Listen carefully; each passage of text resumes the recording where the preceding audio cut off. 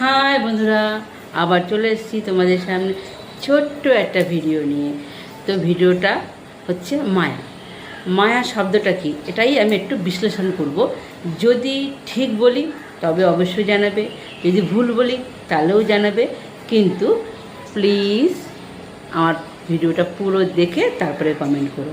তো চলো, মায়া আমরা বলি যাকে ভালোবাসি তার প্রতি আমাদের মায়া জন্মায়, কিন্তু না, ভালো তো আমরা সবাইকেই বাসি। যেমন পরিবারের সবাইকে, যেমন মা বাবা ভাই বোন স্বামী সন্তান সবাইকে ভালোবাসি, আত্মীয় স্বজন পাড়া প্রতিবেশী সবাইকেই ভালোবাসি, সবার সাথেই আমরা ভালোভাবে মিশি।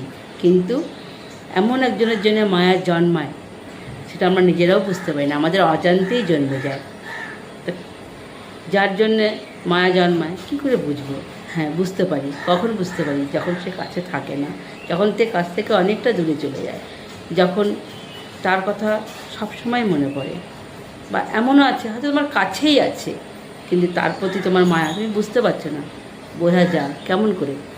তার হাসিতে তোমার হাসি, তার খুশিতে তোমার খুশি, তার দুঃখে তোমার দুঃখ, তার স্বপ্ন তোমারও স্বপ্ন, তার আশা তোমার আশা, তার সব কিছু ভালো লাগা তোমার ভালো লাগা। এই সবগুলো যখন যার প্রতি অনুভূতি হয় সেটাকেই মায়া বলে। মায়া ভীষণ ভালো, আবার ভীষণ খারাপ জিনিস।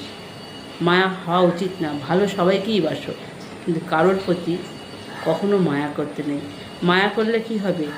সে যখন তোমার কাছে থাকবে না, বা তুমি যে তার প্রতি এত আকৃষ্ট, এত ভালোবাসো, নিঃস্বার্থ ভালোবাসা, কিন্তু সে যখন বুঝতে পারবে না, সে তোমাকে ভুল বুঝবে বা তোমার থেকে সরে যাবে, তখন তোমার এই দেহ আর দেহ থাকবে না। তখন তোমার মনে হবে কী করেছি, হয়তো সে চলে গেছে মানে আমার প্রাণটাই চলে গেছে। তা আর বেশি কিছু বলবো না, এইটুকুই বলবো। তো প্লিজ তোমরা একটু জানিও আমাকে আমি কি ভুল বললাম, আর যদি ভুল বলে থাকে তোমরা অবশ্যই কমেন্ট করো, কিন্তু প্লিজ আমার ভিডিওটা পুরো দেখো। আর যারা আমার ভিডিওটা পুরো দেখে কমেন্ট করছো তাদেরকে অসংখ্য অসংখ্য ধন্যবাদ।